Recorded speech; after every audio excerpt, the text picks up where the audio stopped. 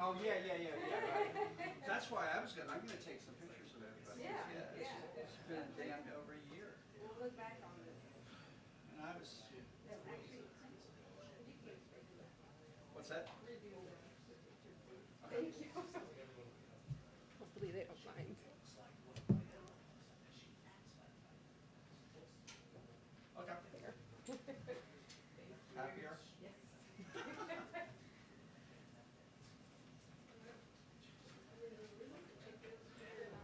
I know, yeah. I still brought mine just in case. Yeah, look. Me too. Oh, yeah. You have fun. I'll stand here in the back.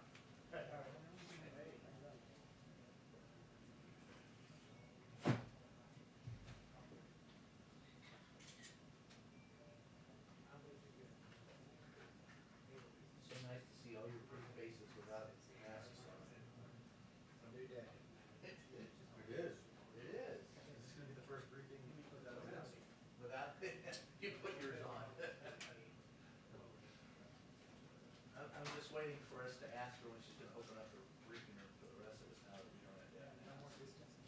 Yeah, the distancing, no mask. Just lay around with Shanny Mama and put a good buzz on.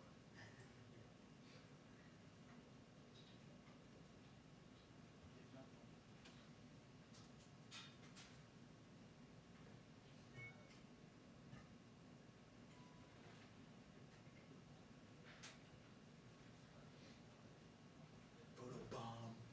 I should have taken it. Yeah. Hey, when I pop up a couple, like your other thing, I'll send them to you. Or like, I'll give you your email, yeah. Oh, yeah, that'd be Yeah. great. Thank you. I forget that there's, where is the, here, everywhere. Here in the Yeah. Oh my God. You guys get them from all angles. Yeah, everybody will be watching this one today. Yeah, it's exciting. Yeah.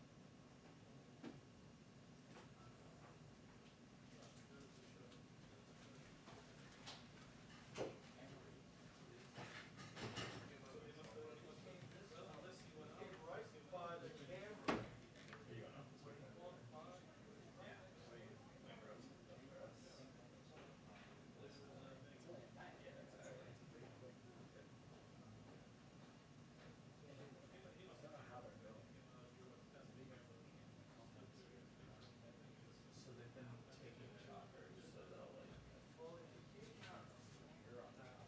So they. Chris, what's going on? Good, how are you doing? Good stuff. I don't know. I think it's rotating. I don't know, but better than the last folks. Yeah. I think so. But the beats are still like shaking out.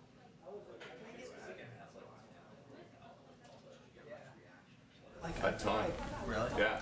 I don't know. Just logistically, if I were gonna go Negative? No. very fair. Like I get maybe leaving at night. Yeah. That's Saturday, it's there for that's anything that seems like was. Yeah. But thank you for your show here.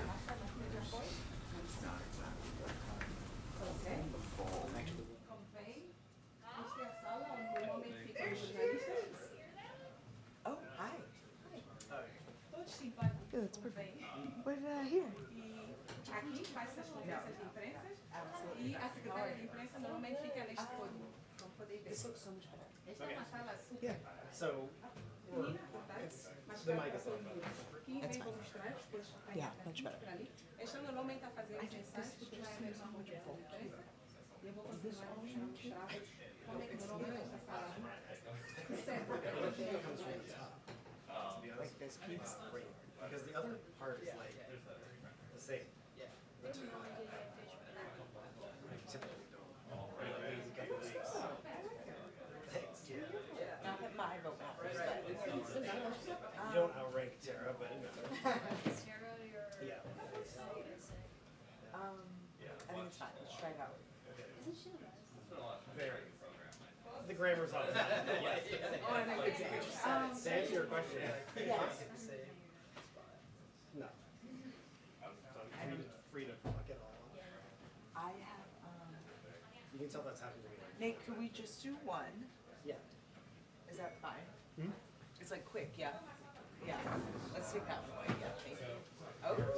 I will say, there is a singular now, because it's non-gender. There we go. But her thing was that sentence. Sure, it was right, because it was singular for it, but they were, instead of being able to say his and her, you can now say their. We're moving forward, we're progressive.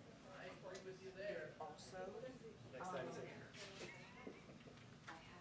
hi, Brian.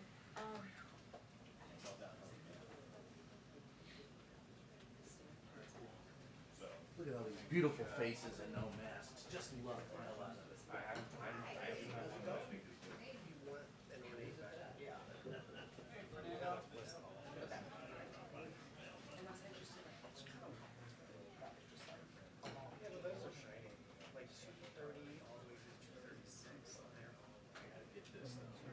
First time in a year with no masks, or almost.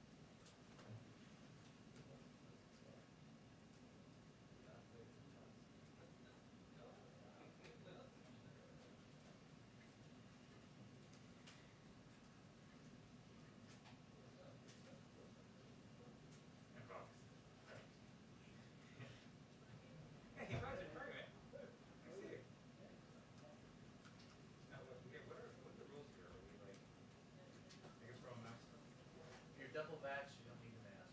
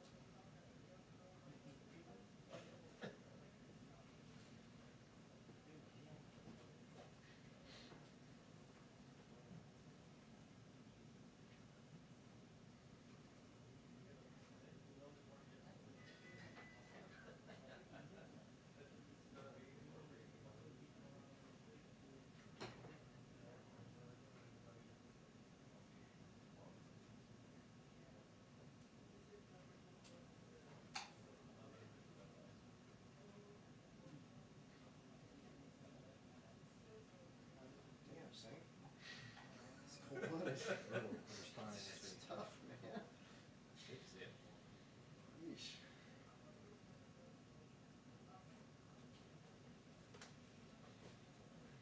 We gotta keep them in line. There's gonna be 2 hours before we get the thing down.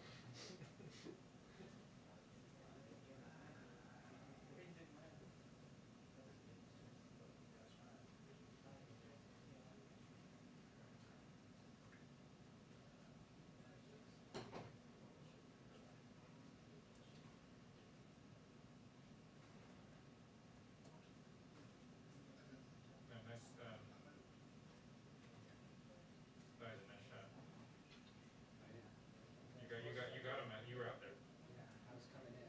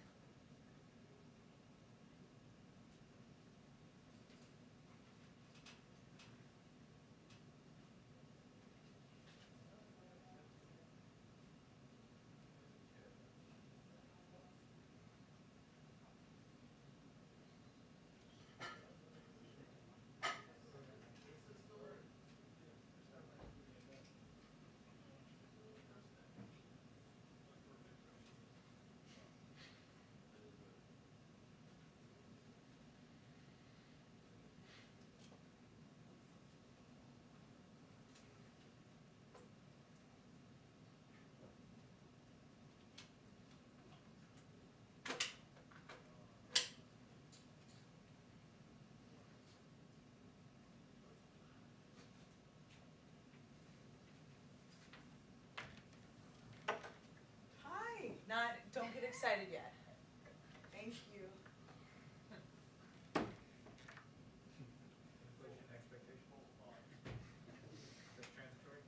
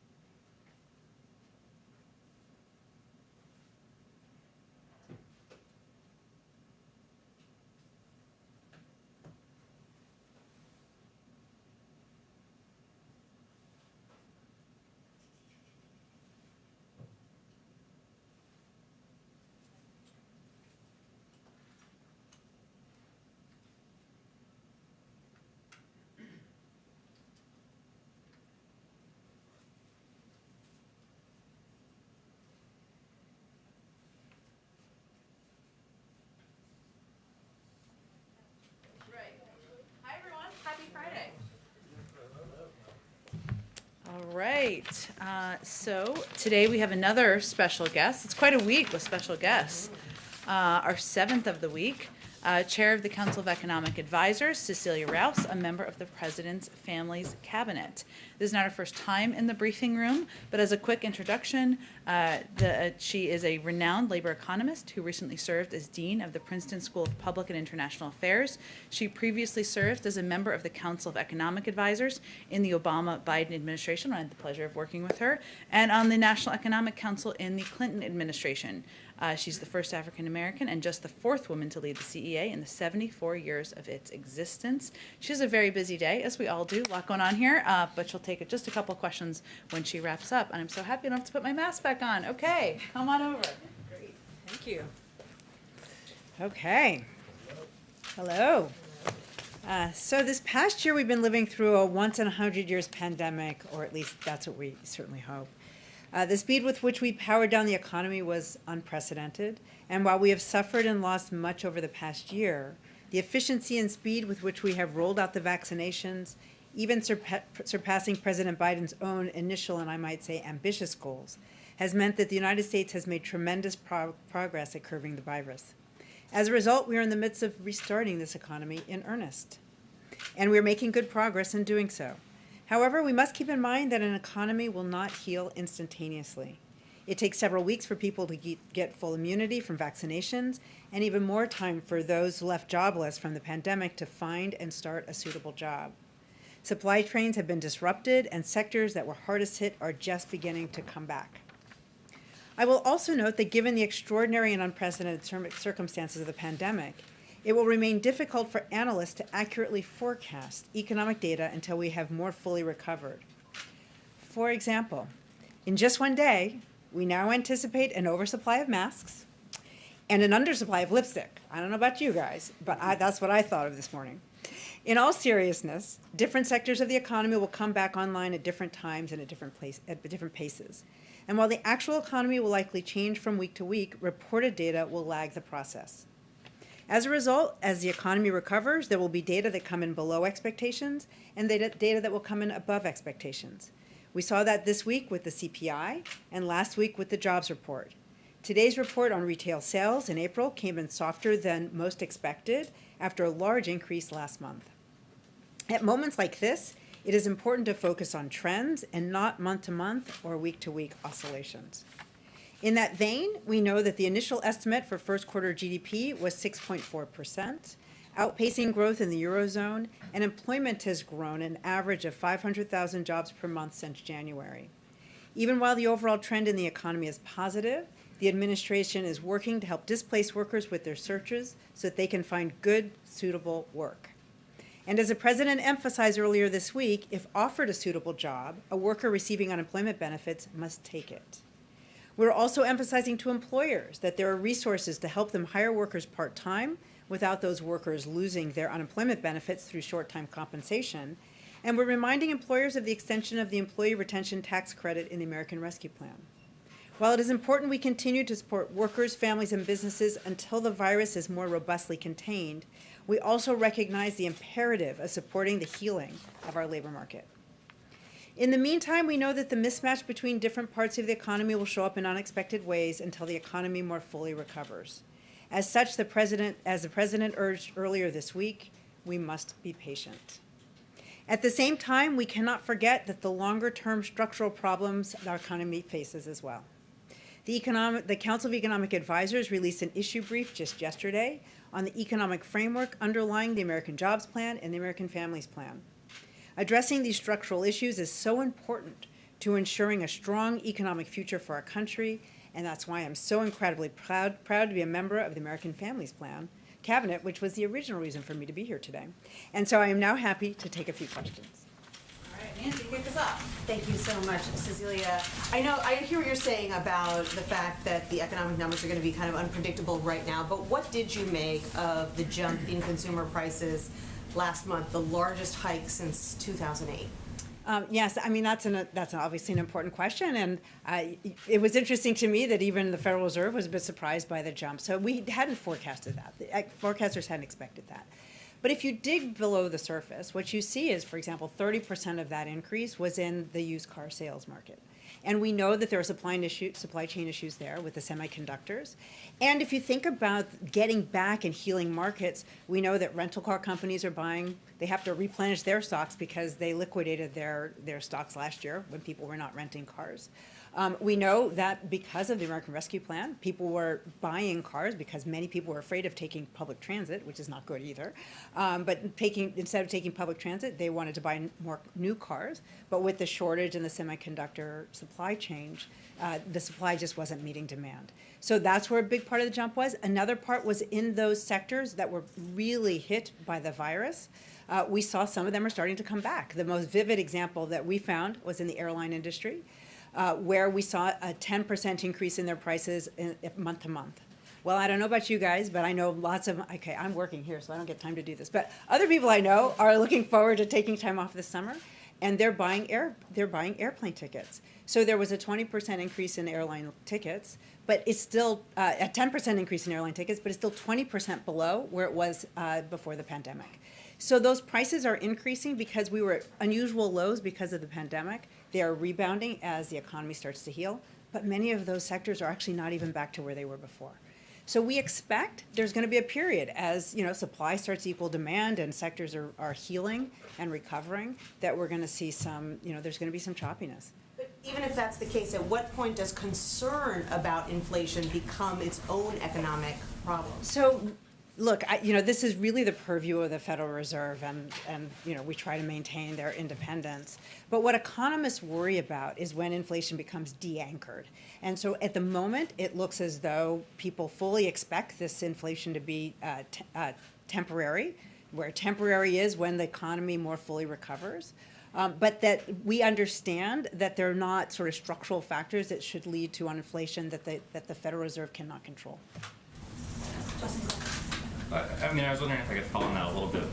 There seems to be this assumption that we've heard from people within the administration that this inflation is temporary, that we'll get through the choppiness by the end of the year. And I'm wondering what you're seeing in the data that suggests that's true. Is it just sort of hopeful guesses based on coming out of the pandemic, or are you actually seeing something that doesn't lead to that worst case scenario? So as I just gave an example, much of the increase last month was in airline prices. So airline prices ticked up because they had completely cratered last year this time. So there's been a robust increase month to month, but they are still not even close to where they were this time last year. So clearly the airline industry is recovering. I do not expect those prices to continue past where they were last year. Because at some point people will stop, I don't think people take multiple vacations, but I think many people have been cooped up in their houses and they would like to travel. And so we're seeing, increased demand in the airline industry. So, let's take the auto sector, which accounted for a third of that increase. Again, I expect that to be one time. So there's going to be this kind of misalignment, and that's what happens in economics. Prices are signals, right? They signal when something is in short supply, when something's in oversupply, and I fully expect that will work itself out in the coming months. Right. Michigan's consumer sentiment survey came out today. It was much lower than expected, which indicates that people might be fearful that this is a trend beyond just, okay, yeah, we're all buying plane tickets for the first time, or there's one sector of the economy. So I guess I'm curious, are you really just chalking it up to these initial stumbles, or do you believe that there's this So this was an unprecedented economic downturn. I don't know about your lifetimes. I think I may be older than most of you. We have not had, first of all, the pandemic, so where we completely powered down the economy. And therefore, we've never had a recession that was not tied to a problem in the economy, but that was tied to a health problem. And so there's even uncertainty about the recovery because our recovery is hitched to the virus. We are making fabulous progress in this country in terms of controlling the virus. But I'd like to remind you that only 58% of adults have had one shot, at least one shot. But if we actually drill down, if we're going to take the example of the labor market, only a quarter of those who are aged 18 to 29 are fully vaccinated, and only a third of those aged 30 to 39 are fully vaccinated. we are just not to the other side of this yet. So, obviously, we sincerely don't want to see our economy end up in a hyperinflation of some kind, but it is just too early to be drawing that conclusion when we consider the depth and the nature of this economic recession. We are still 8 million jobs down from where we were this time last year. We have a long way to go. Trevor? So you talked about these areas where there's these little pockets of supply-demand mismatch in the economy. There's, I think others have talked about lumber and just kind of random areas within the economy. Have you done any analysis of whether tariff reduction would be helpful in some of those areas? Well, so, our international trade policy is part of a longer term, is part of the longer term economic plan. And I know that our trade representatives are looking at all of those factors. But let's face it, the pandemic, we all hope to be on the other side of the pandemic. Next year, there may be some tailwinds, just because, again, this was unprecedented. Trade policy is a much bigger issue, and that needs to be worked out in the context of our global partners, and as part of having a really well-running and efficient global economy.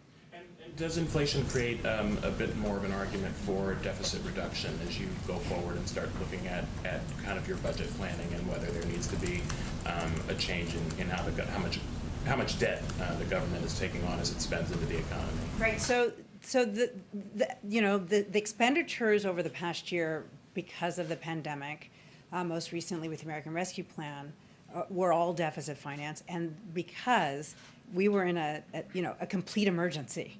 And it was the right thing to do. It was the right way for us to get the economy back on track. Let's remember that our ability to deal with the debt is not just a factor of the level of debt, but it has to do with the size of the economy. In order to keep the denominator, the size of the economy, larger, we needed to be supporting families and businesses and keeping that activity going to the extent it could. The American Jobs Plan and the American Rescue Plan, the president, are longer-term investments. They're designed to be paid out over 8 to 10 years, and the president has put on the table ways to raise revenue to pay for them, and they would be fully paid for over 15 years. So those investments and those really important programs are not premised on the idea of further deficit reduction. In fact, they're premised on having the adequate revenue to fund the government so the government can partner with the private sector and make these really important investments. And is that a red line? It needs to be paid for? So the president has put forth robust plans to raise revenue in order to fund these important investments. I feel like that'll be the last one. Can I ask kind of a broad approach question? I think a lot of us have been poring over the BLS report last week, trying to divine some type of meaning from things, which I don't think is easy, particularly in that case. But given your expertise in this area, do you feel like it's an indication that normal is just going to be very different, right, in labor markets whenever there is a full recovery? That people are making different decisions based on the last year. People are looking for different kinds of jobs based on the last year, and our expectation of what the labor market looks like will be very different post-pandemic than it was pre-pandemic. So I try not to read too much in any one month. I think I started with that point. So I really try, and I think there are many reasons to believe and to understand why we don't like to do that. For example, if you were drilling down on that report, you know that the reference week was the week of April 12th. That was a week before all adults became eligible for for a vaccination. That was a week before. And then we know it takes 5 to 6 weeks for people to become, if they get the Pfizer or Moderna, become fully vaccinated. It was also, getting into the details, it was, I think, Easter happened in March this year. The seasonal adjustments are a little funny within the BLS report. So this is all reasons why we just can't, and viral loads were increasing, at least in parts of the country, in that period of time as well. So I think it's really important not to read too much into that one report. If we look over the last 3 months or the 3 months before that, we know that employment was rising. Do we expect there may be some sectoral reallocation as a result of the pandemic? Probably. We probably expect we've accelerated a bit more into remote kinds of employment and activities. But we also know that it's important that we make investments where we address, for example, the existential threat of climate change. We know this country needs to be making those kinds of investments. We know that we need to be making investments in infrastructure. Seem to be reminded of that almost on a monthly basis, that this country has really great infrastructure needs. So we know that there are a lot of fundamental jobs. If we think about care, a quarter of our population is aging, and it's important that we have people who can take care of our older people and have good quality home care workers. So that we know that there are many jobs which are not going to go away and which are going to be very important in order for us to go forward. Just one real quick one. Do you think employers should be considering paying their employees more now as one of the solutions to the 8.1 million open jobs that currently exist? So the way that in our capitalist system, so the way that a market economy works is we work through prices as a signal. And so wages are the price that we work in the labor market. So that would be the natural way for employers to try to attract employees. Again, we're not through this pandemic. Many of those especially essential workers, those jobs are not risk-free, right? They've become a little riskier. And so if employers have to pay a little bit more to compensate those employees to take on that risk, I think that's appropriate, again, in a market economy where that's the currency. Thank you so much for joining. I promise I won't mention Larry Summers. But you mentioned UI, right? Yeah, I know, right? But I just want to understand the White House's position on the enhanced UI. Is it the White House's position that enhanced the payments for unemployment insurance isn't having any effect on the supply side of labor markets? So I will tell you what I think this is our position, is that the decision to enter the labor market is very complicated right now. That the primary determinants for people to make that decision is there a suitable job available? What's the status of the virus? What are the health considerations? And what are the care considerations? The president has emphasized that if a worker is offered a suitable job, they must take it if they're on unemployment insurance benefits. We recognize we're in an unprecedented recession, that we have a long way to go, and we want to be in the position of helping employers understand how they can be bringing back employees part-time, which is going to be the suitable way for more employers to bring back more workers. They can't go from 0 to 100 just overnight. Through short-time compensation, reminding employers that there's the employee retention tax credit. And so we recognize that right now, most of those who are working age are not fully vaccinated. It's going to take time. But workers, as they become fully vaccinated, as the economy starts to open up, we're expecting that they will be looking for suitable jobs, and they will be finding them, and we will get back to normalcy sooner than later. Is or is not a factor for supply side on the labor market? So there are many factors that go into whether a person is taking a job, right? If somebody is not fully vaccinated, if there's still a lot of COVID in their area, if they have still childcare constraints, there are many factors that this pandemic has caused that are going to play into people's decision and ability to go back to work. UI has served a very important role through this pandemic. It has allowed people to pay the rent, which we know is very important for the landlord. It's allowed people to put food on the table, which is important for them and their families. And so we stand behind that those are very important supports. They are supports to help us bridge to the end of this pandemic.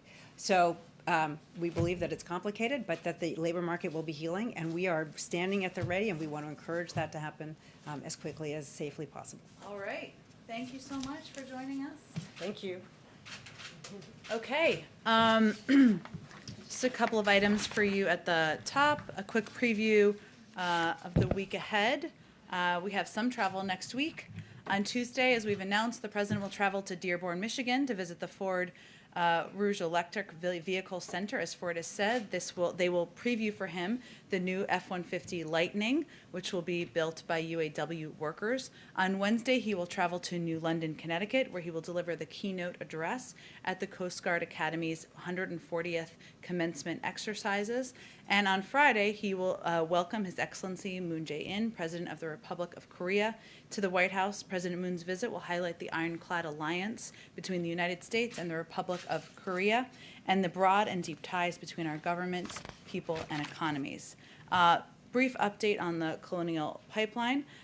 with Colonial pipelines as the President outlined just yesterday. Since the shutdown of the Colonial pipeline last Friday, we've had a whole of government response across the administration to help get the pipeline back online and mitigate any supply shortages. As a part of that, last night the Department of Homeland Security announced a second targeted and temporary Jones Act waiver to give us additional tools to get fuel to affected communities. This follows an initial Jones Act waiver Wednesday night, steps that the Department of Transportation took to ease the transport of fuel overland, and waivers from the EPA that have collectively added the equivalent of 5 million tanks to the affected region's gas supply, in addition to other actions, of course, we've taken across the federal government.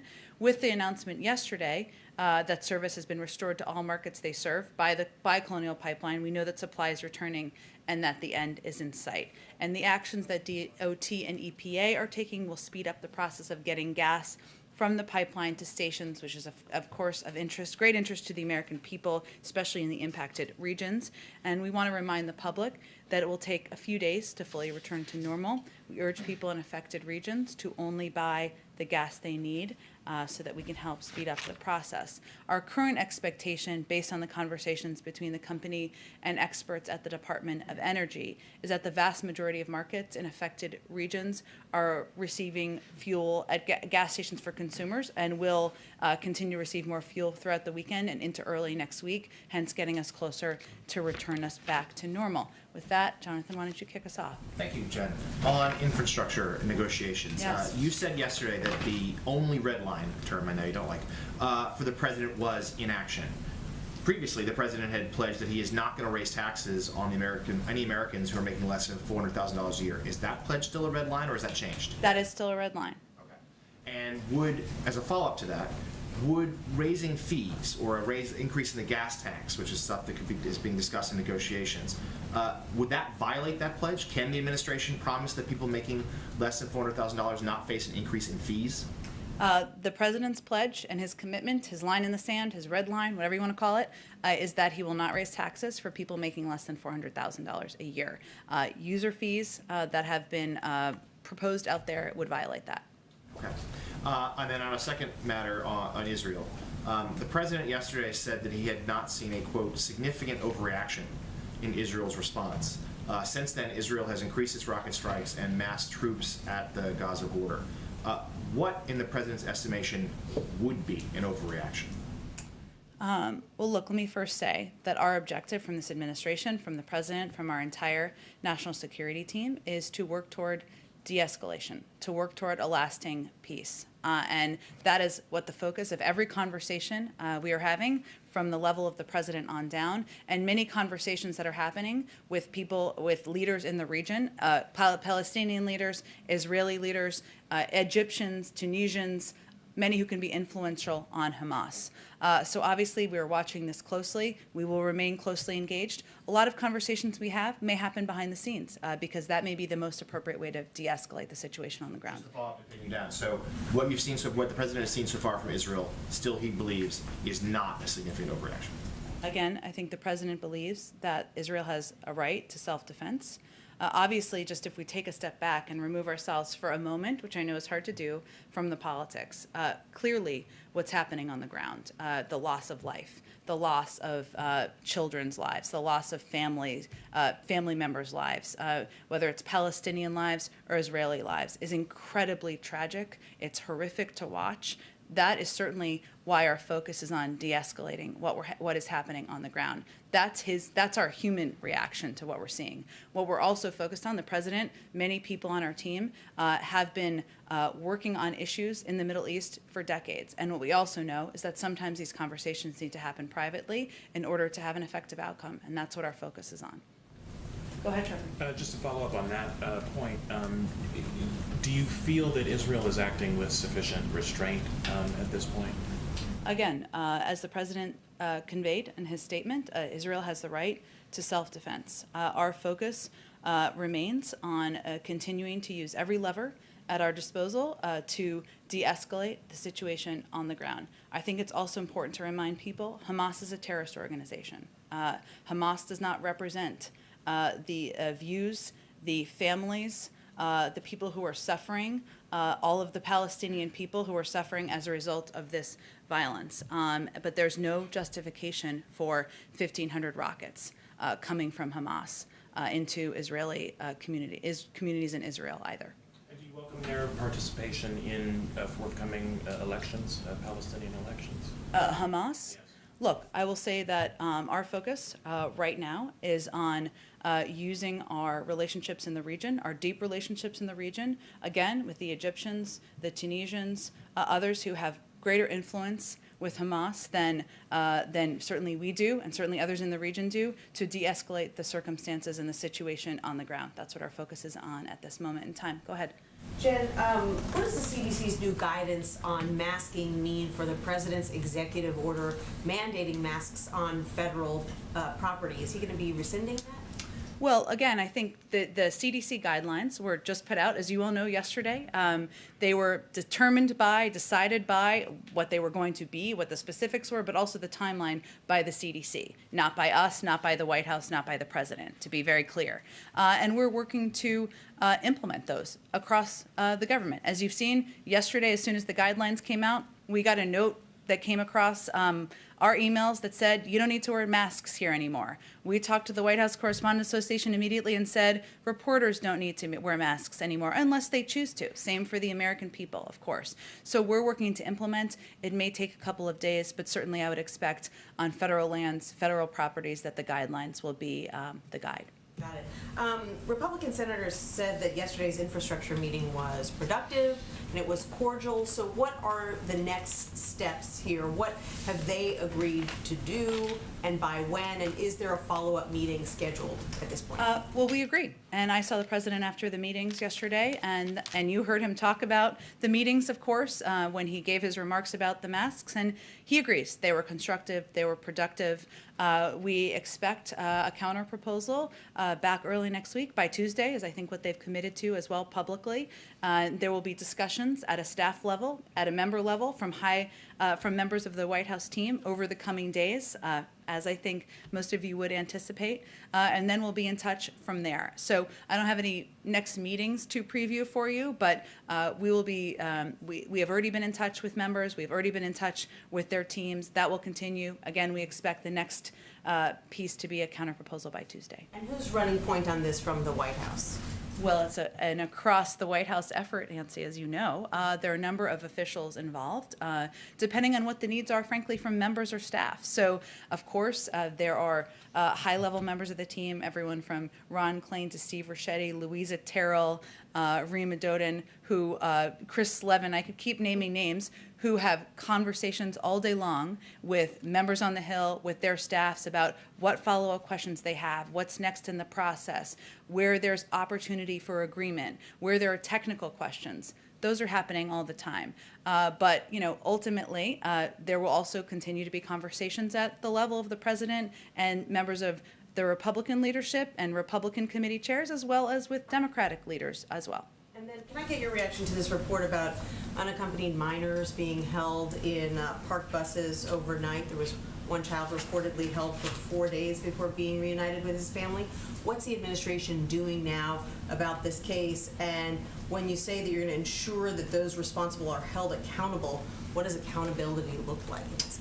Well, first let me say that the reports of children that you've referenced being held in buses outside of HHS, of the HHS facility in Dallas for extended periods of time are outrageous, they're unacceptable, and they do not meet our standard for childcare. That is true for the president, it is true for the Secretary of Homeland Health and Human Services, it is true for everyone involved across government. It's being fully investigated, how we got to this point, how this possibly happened. There's no excuse for this kind of treatment in terms of what the consequences will be. I just can't predict that before an investigation is concluded. Go ahead. Thank you. There are a lot of questions about the timing of the CDC's announcement yesterday. So did somebody at the Biden administration or in the Biden administration update this guidance for political reasons? No. So what was the medical or scientific reason? What was the big breakthrough to do this yesterday? Well, I know that Dr. Walensky did an extensive number of interviews yesterday to answer exactly that question. But as we've talked in here quite a bit about, the CDC, not just Dr. Walensky, but her entire team of health and medical experts are constantly reviewing the data to ensure that they can provide accurate and up-to-date guidance to the American people. So based on 3 factors, as she talked about yesterday, vaccines work in the real world. We've seen a lot of studies done on that, including internally in the federal government. Vaccines stand up to the variants, which at various times has been a concern about the need to continue to mask even after you're vaccinated. And vaccinated people are less likely to transmit the virus. That's how they came to the decision. And that's what she conveyed yesterday when she announced the decision. But just looking at the CDC's website on the way up here, only 45.6% of U.S. adults have been fully vaccinated as of yesterday. Only 58.9% of the adult population has at least 1 dose. So what happened to President Biden saying in March that he thought lifting mask mandates before every adult American goes and gets a shot is Neanderthal thinking? Well, first, let me say that the president, our North Star, has been listening to the guidance of our health and medical experts and teams, and that's exactly what we're doing in this case. And just to reiterate, the CDC, the doctors and medical experts there, were the ones who determined what this guidance would be based on their own data and what the timeline would be. That was not a decision directed by, made by the White House. It was the White House was informed of that decision, just to give people assurance of that. So does the president still think that these red state governors who were a little bit ahead of the federal government in lifting the mask mandates had Neanderthal thinking? Well, again, I would say that even with this guidance that's out there, the guidance is not telling states and localities exactly how they should implement.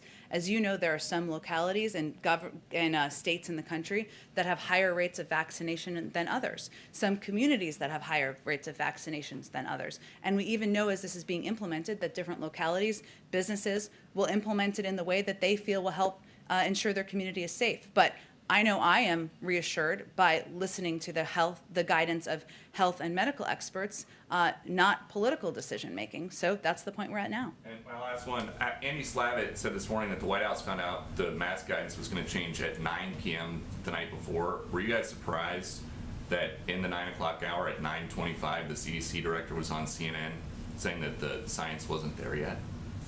I didn't watch that interview. I can just tell you that a small number of we were informed the night before that the guidance, that they'd made a decision about the guidance. They planned to announce it the next day. And even here, only a small number of people knew that that announcement was going to be made. Hence, if you were here yesterday, you saw kind of shock of people taking off their masks around the building. But, you know, it may have been at the point where they were not ready to make the announcement yet, but I point you to the CDC on their specific rollout plan. Go ahead.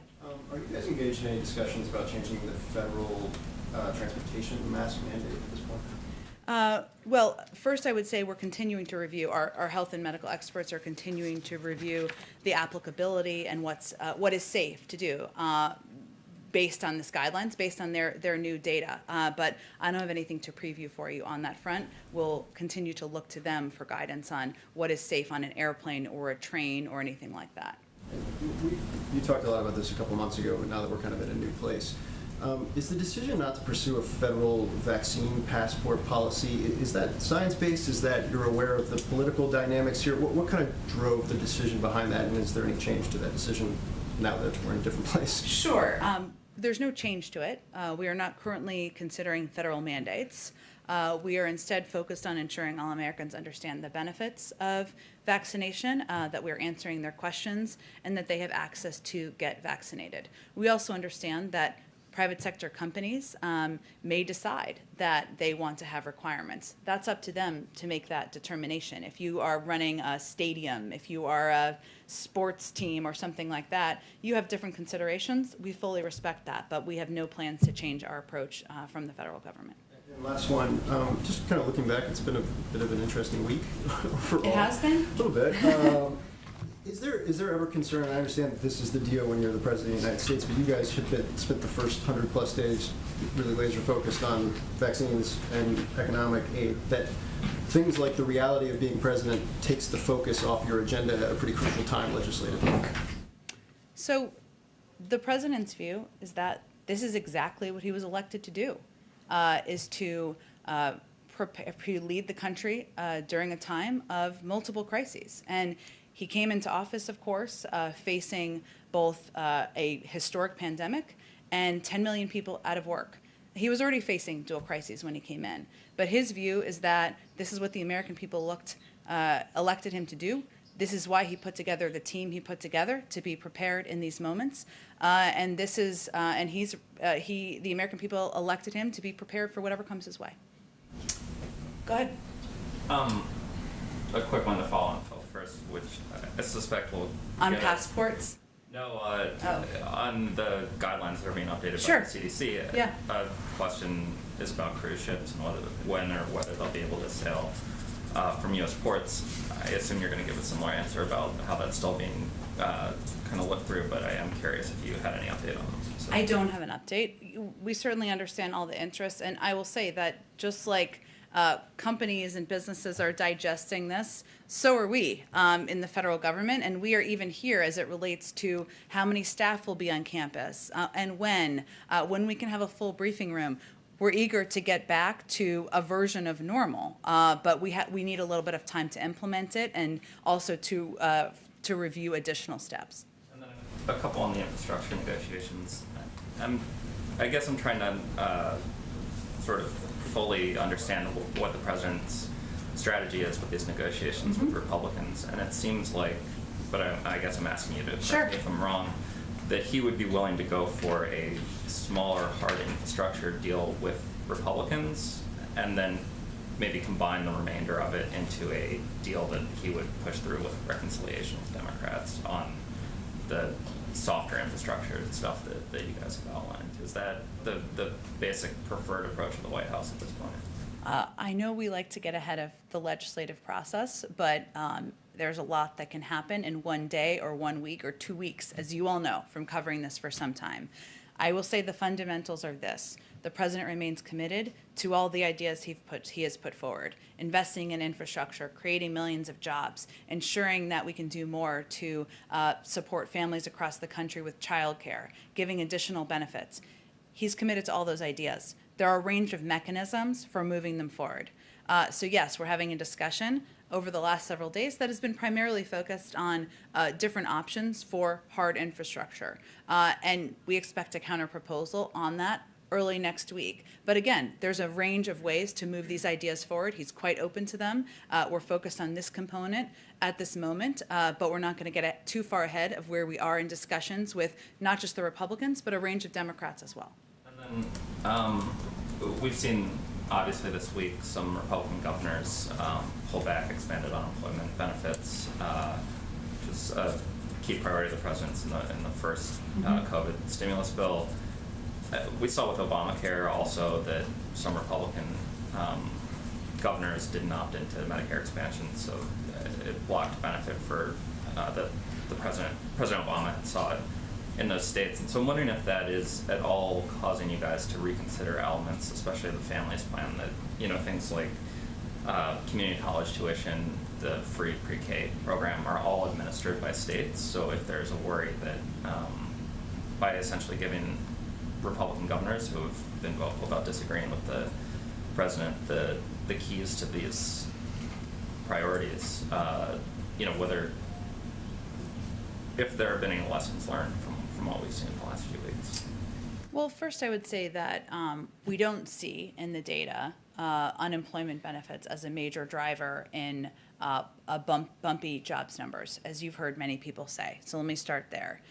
Second, the investment in universal pre-K and extended community college, we don't see as a partisan proposal. And in fact, if you look across the country, there are some states that you might consider red states that have done things like universal pre-K and have been quite successful at it. And these are investments, in our view, that are certainly they have a semi-short-term benefit, but more, they have a long-term benefit because kids who attended pre-K as opposed to daycare have more than 50% are more than 50% more likely to graduate from high school. So it doesn't change our approach to that. It doesn't change our view that in order to be more competitive over the long term, these are key and vital investments. And yes, it will need to be a partnership with the states, but we've also seen since then, to build on the Medicaid expansion, a number of, quote unquote red states have expanded because they see the benefit and they have seen how it has helped states. And we're hopeful as we work through this and we talk to governors, they can recognize this is not a partisan proposal. It's something that can help the next generation of workers be more competitive. Go ahead. Oh, you, Matt. Go ahead. All right, and thank you, Jen. Republicans throughout this negotiating process this week have made clear that they're not going to touch the 2017 tax cuts, which is a fundamental way that Biden wants to raise revenue. You've made clear that he's not open to user fees. What other, in trying to understand where the compromise is, are there any other avenues that the president sees where he would be open to raising revenue? Well, one of the proposals he made was having the IRS play more of a role in ensuring people are paying the taxes they owe. That's one component. But I do expect there may be components and proposals that are put forward that are discussed in these private discussions that may not cross either of those lines. The bottom line for the president, as I said already during this briefing, is that he's not going to raise taxes for people making over $400,000 a year.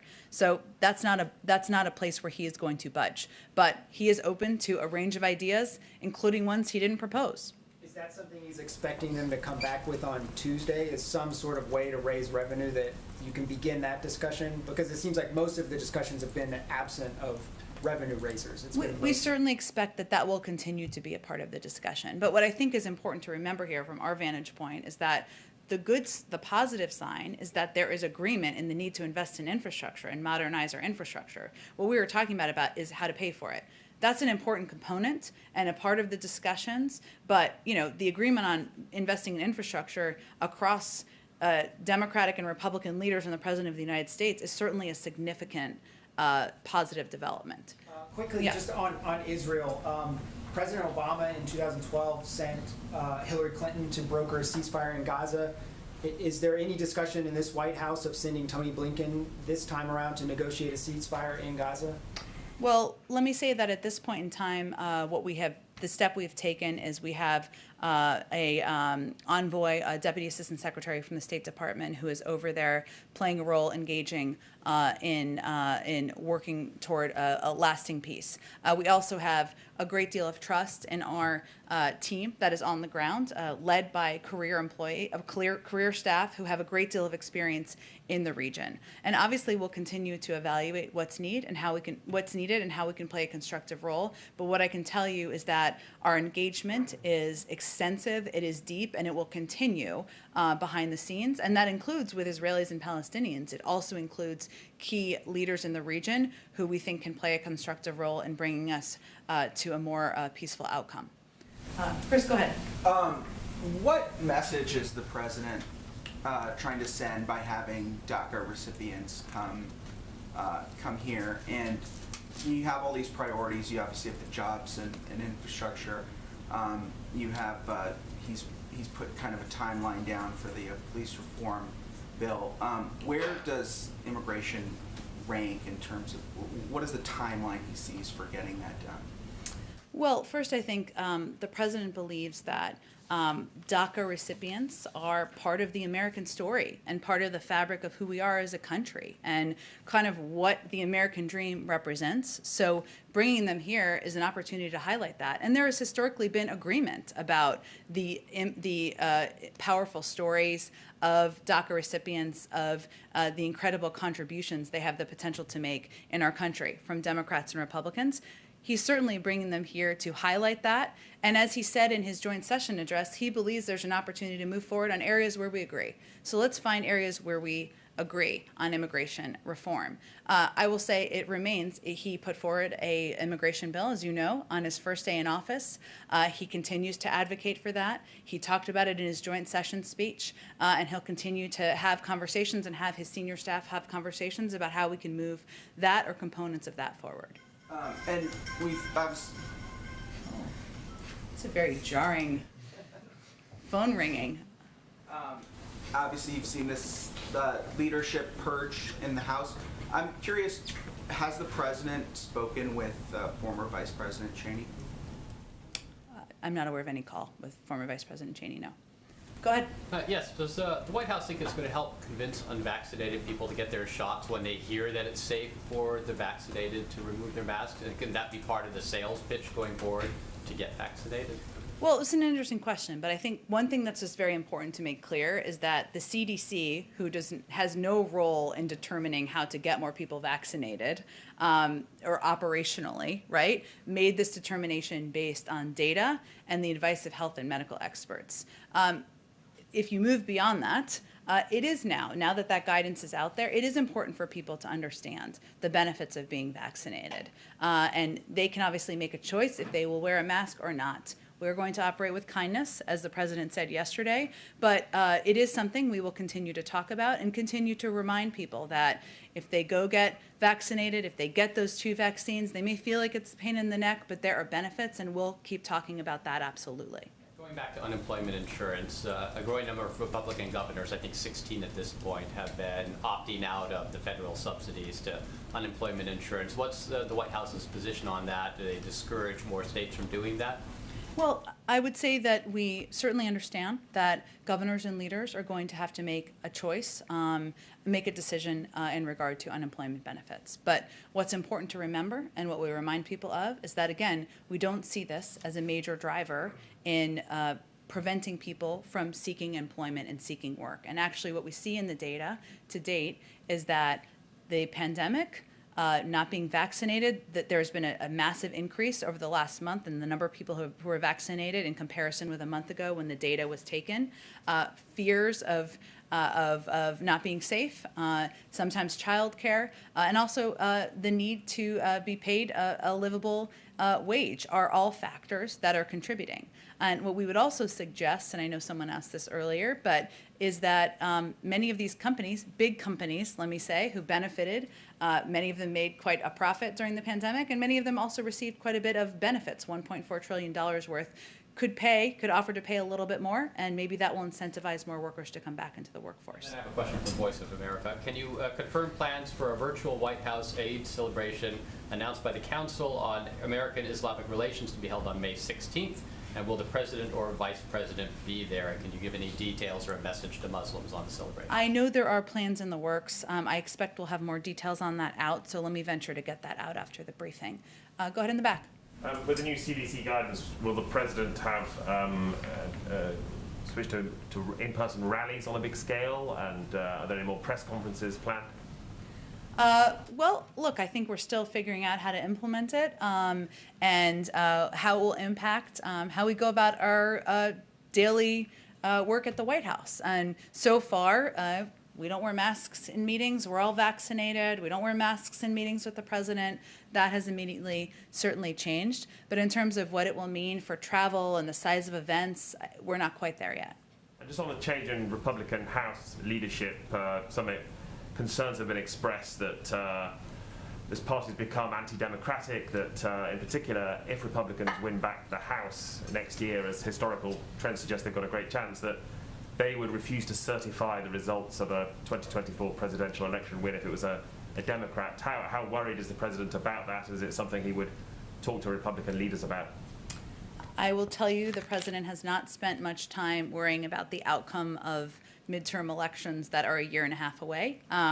But what his focus is on is continuing to do the work of the American people, get the pandemic under control, put people back to work, look for opportunities of common ground to work even with Republicans to get that done. And while the Republican Party may be having a bit of a identity crisis right now about who they are and what they stand for, he's very clear about who he is, what he stands for, and what he's going to do as president.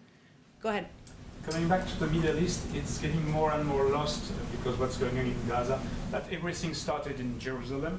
What is President Biden's position on East Jerusalem? Is East Jerusalem on the table when the administration is speaking about viable two-state solution? Well, that is an issue that has long been and will always be for discussion between two parties in a negotiation about the path forward. So I don't have an additional position on it. Go ahead. Thank you very much, Jen. I have a question about U.S. aid to Israel and to Gaza. First, 1,500 rockets from Gaza going toward Israel. The Iron Dome has taken down many, many rockets. That's cost a lot of munitions. Is the U.S. going to help Israel replenish the Iron Dome?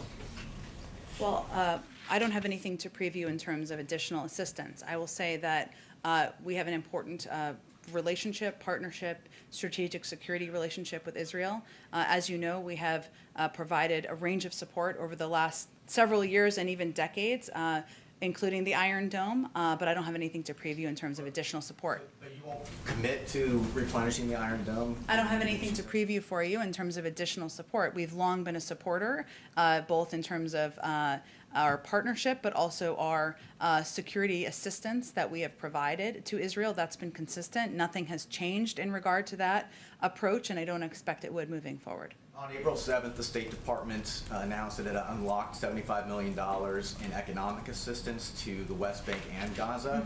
Is that being reviewed in light of the rocket attacks coming from Gaza to Israel? No, that was humanitarian assistance to the Palestinian people. Again, Hamas is a terrorist organization. The Palestinian people are also suffering as a result of the actions of this terrorist organization and the steps that the rockets that they have launched into Israel. So, no, the humanitarian assistance will, of course, continue. What specific steps has President Biden taken to help de-escalate the conflict? Well, I went through this a little bit the other day, but let me go through some of it. First, as you know, the president obviously has had his own conversations, conversation with Prime Minister Netanyahu. We've had dozens of high-level calls and meetings with senior U.S. officials and with senior officials from Israel, the Palestinian Authority, our Arab partners and other stakeholders. Our national security advisor has spoken with his counterpart in Israel multiple times. We've had regular dialogue multiple times per day with Egyptian and Qatari officials. So we have been incredibly engaged at the highest level here from the federal government. As you know, sometimes those conversations need to take place privately. And we, of course, want to convey who we're talking to and what the messages we're conveying, but we're not going to read out every single conversation either. Is President Biden just trying to stay out of it? I think that what I just outlined makes clear that he's asked his team to not only keep him updated and abreast of what's happening on the ground, but to be deeply engaged with the Israelis, the Palestinians, and also with leaders and partners in the region to work toward a more lasting peace. When he said this week that it was going to be closing down sooner rather than later, what was the indication from his conversations with Netanyahu? Well, that was certainly our hope. And obviously, what happened, I think, earlier this week is that assurances from Hamas that they were prepared to stand down proved to be false. And we certainly understand that that can happen in these conflicts, but we still need to stay at it and remain engaged with all of the parties in the region. Go ahead in the back. Yeah, two questions for you. One, a couple of days ago, we saw the release of this year's Religious Freedom Report. And Secretary Blinken said that religious freedom is no more or no less important than any other human right. Why should the faith community not see that as a de-emphasis when the previous administration made religious freedom a top priority? Well, I think it's just how you look at what human rights are. I think what the Secretary, and I certainly send you to the State Department, but religious freedom, what he was saying is it's incredibly important around the world, and we're going to work to protect that. And I think our U.S. policies convey that. But as is the freedom of speech, the freedom of expression, and you know that the role of the State Department when they put out this report is, and any report, is certainly to convey what our values are from the United States and what we're going to convey as we engage diplomatically around the world. And what do you say to those who are criticizing the president and vice president who have not to date made an in-person visit to the southwest border? Who are those? Who are those? Those who have criticized. Like who? There have been lots of people criticizing the fact that they've not made a trip to the border yet. Like who? Criticism from those in the Republican Party, criticism from others. Well, I don't know who I'm responding to, but what I will say is that the president's focus and the... Just the other day, one of the senators held a press conference where that was a major criticism. The fact one of the senators. Okay. Well, the president, Senator Rick Scott. Okay.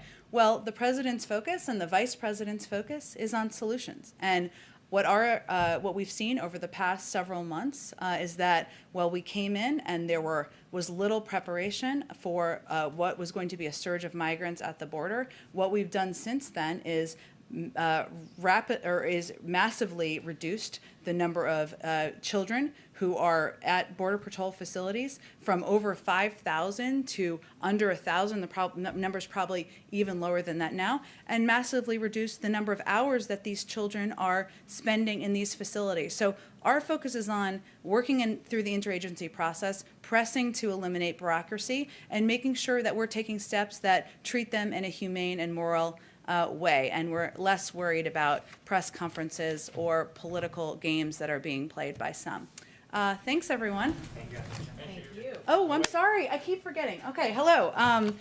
Well, we have a special guest, as we like to do on Fridays. So Mayan Schechter, nice to meet you. That's a beautiful name. From the state. How can we help you? Thank you so much for this opportunity. In South Carolina, we're looking at another incident of an unarmed Black man dying while in police custody. This time, a man named Jamal Sutherland, who had reported mental health issues and who died in a Charleston County jail earlier this year after he was repeatedly tased by corrections officers. A video became public last night. For many in South Carolina, it's underscoring the need for police reform, even for those who work inside jails and prisons, especially when dealing with people who have mental illnesses. How engaged has the president been in those police reform talks, and when does he hope to see a final package come to fruition? Well, thank you for your question. Let me first say that we, of course, have closely watched and are very aware of the case that you're referring to in South Carolina. I know it's been a dominant issue over the last several days or longer there. I can't speak to the specifics of it, given there's an investigation. But what I can say is that the president's focus and belief is that police reform is long overdue, that far too often communities of color are living in fear and are exhausted by the threat and the possibility of being in harm's way, and they should not feel that way. He has set a timeline that he would like to see the George Floyd Justice and Policing Act pass by May 25th, which is also the anniversary of his death. The negotiations and discussions are happening now with one of your home state members, Senator Tim Scott, along with Senator Cory Booker and Congresswoman Karen Bass. They're having discussions. Those are ongoing, and he is hopeful and looking forward to having a bill to his desk so he can sign it into law. But we are very engaged with them and keep abreast of the discussions, but we are leaving it to them to have a lot of the negotiations among themselves, among members. Thank you so much. Thanks for joining us in the briefing room today. Okay, thanks everyone. Thank you.